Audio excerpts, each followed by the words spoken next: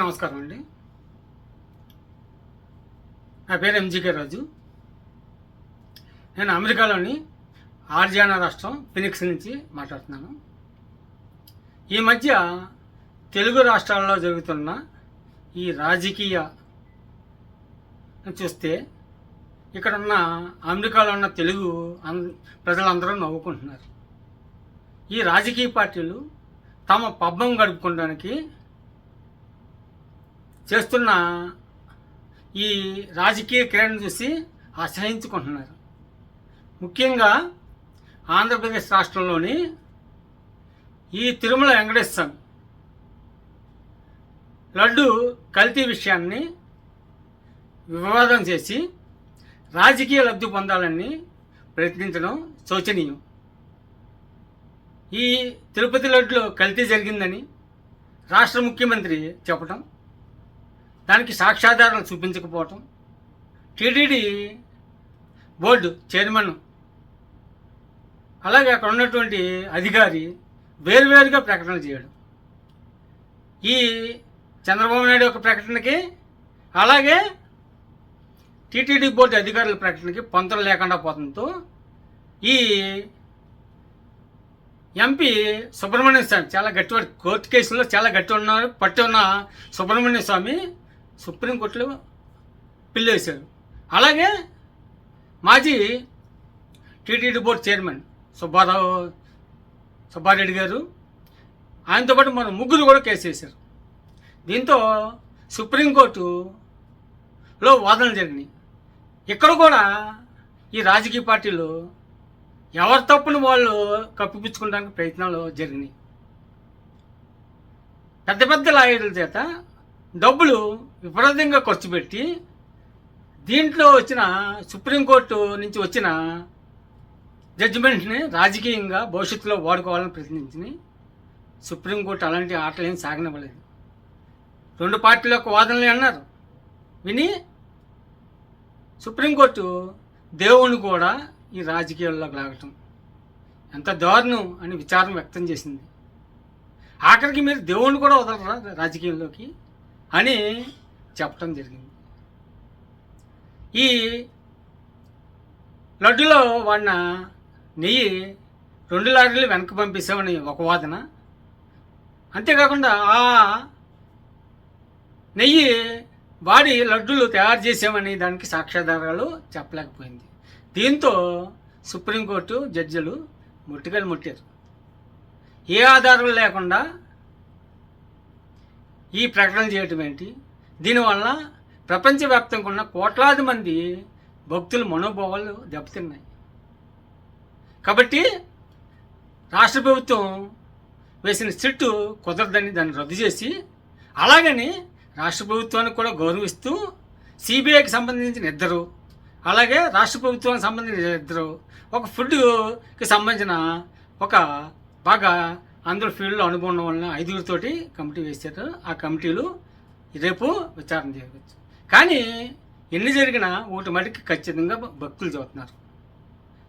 కారణం ఏంటంటే ఇక్కడ ఈ రాజకీయ పార్టీలు, ఆ రాజకీయ పార్టీలని సపోర్ట్ చేసే టీవీ ఛానల్స్, న్యూస్ పేపర్లు ఆ పార్టీకి లబ్ధి పొందేలాగా, అలాగే ఆ పార్టీకి లబ్ధి పొందేలాగా కొందరు నాయకులు వచ్చి టీవీ ఛానల్స్లో డిబేట్లో పాల్గొని ఇక్కడ దేవుడు అంటే ఎవరికీ లేదు, ఆ పార్టీకి ప్రయోజనం పొందాలి, ఎదురు పక్షాన్ని బురద జల్లాలి అని ఎవరి ప్రయత్నాలు వాళ్ళే చేస్తున్నాం. ఇది చాలా బాధాకరం.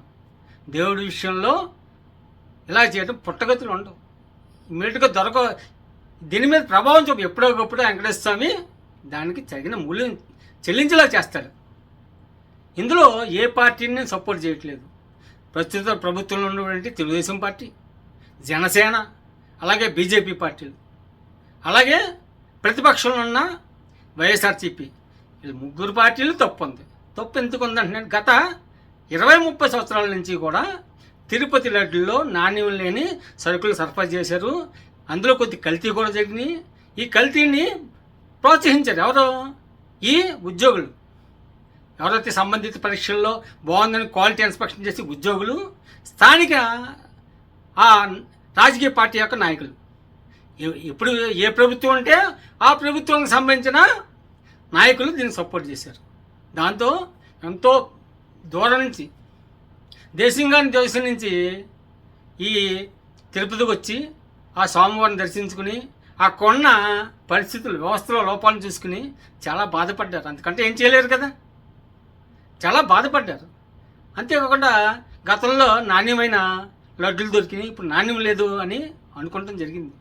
కానీ భక్తులు ఎలా ఉంటారంటే పవిత్రమైన మనసుతో వస్తారు, దేవుడా అని పూజించుకుంటారు, వాళ్ళ కోరికలను తీర్చుకుంటారు. అక్కడ ప్రసాదం ఎలాంటిది ఇచ్చినా చాలా మనసు ప్రశాంతంగా మంచిగా ప్రసాదం తీసుకుని దండం పెట్టుకుని వెళ్ళిపోతారు. ప్రసాదంలో కల్తీ జరిగితే ఆ పాపం చేసిన వాళ్ళది. ఇందులో అన్ని రాజకీయ పార్టీలు తలా పాపం తలా పిడుగురు అన్నట్టు అందరి పాత్ర ఉంది. హిందూ ధర్మం అంటూ చెప్పే బీజేపీ కూడా ఇప్పుడైనా సరే కరెక్ట్ సరైన సమయం. ఇక్కడ తెలుగు రాష్ట్రాల్లో ఉన్న అన్ని దేవాలయాల్లో కూడా ఈ బోర్డుల్లో ఎంతో కొంత అవినీతి జరుగుతుంది. దాన్ని ప్రక్షాళన చేయవలసిన అవసరం ఉంది. టీటీడీ బోర్డు విషయానికి వస్తే ఆ బోర్డులో ఎవరున్నారు? రాజకీయ పార్టీలకు చెందిన ప్రతినిధులు ఉంటున్నారు. వాళ్ళు ఏదో ఆశించి వస్తున్నారు.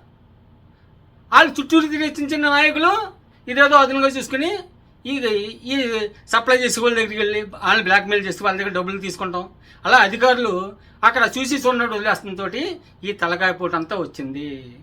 కాబట్టి నిజంగా అటు తెలుగుదేశం పార్టీకి కానీ, జనసేన పార్టీకి కానీ, బీజేపీ పార్టీకి కానీ, వైఎస్ఆర్సీపీ పార్టీకి కానీ, గతంలో ఉన్నటువంటి కాంగ్రెస్ పార్టీ కానీ దీన్ని ప్రక్షాళన చేయాలి. కూర్చోండి మీరు అందరూ, మీకు బాధ ఏంటి?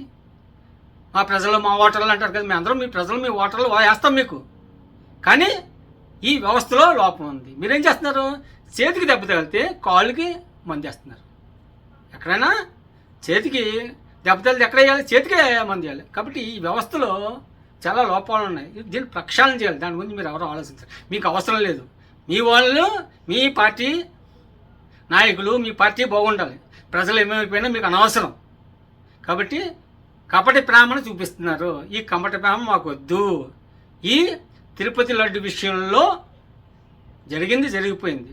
మన పరువుని ప్రపంచ దేశాల్లో కూడా మీరు తీసేశారు. జాతీయ మీడియా, జాతీయ దినపత్రికలు చాలా దారుణంగా రాయటం జరిగింది. కాబట్టి మీరు అక్కడ ప్రసాదం జరిగే చోట ఏం జరుగుతుందో అనేది ఎక్కడికక్కడ వెళ్ళి ప్రతిరోజు కాబట్టి 2-3 రోజులకు ఒకసారి ఇన్స్పెక్షన్ చేయండి. ఈ హిందూ ధర్మం పరిరక్షణ చేయండి, సనాతన ధర్మం పరిరక్షణ చేయండి. మిమ్మల్ని ఎవరు కాదంటలేదు. అలాగే ఈ భక్తులకు మనోభావాలను పెంచడానికి అక్కడ ఎలాగైతే వస్తుంటుందో అది చూడండి. ఇవన్నీ మానేసి ఎక్కడికెక్కడ దీనివలన మనకు లబ్ధి అండి. కాబట్టి దేవుడిని వెంకటేశ్వర స్వామిని కూడా ఈ రాజకీయాల్లోకి లాగేసి లబ్ధి పొందాలని చూస్తున్నారు.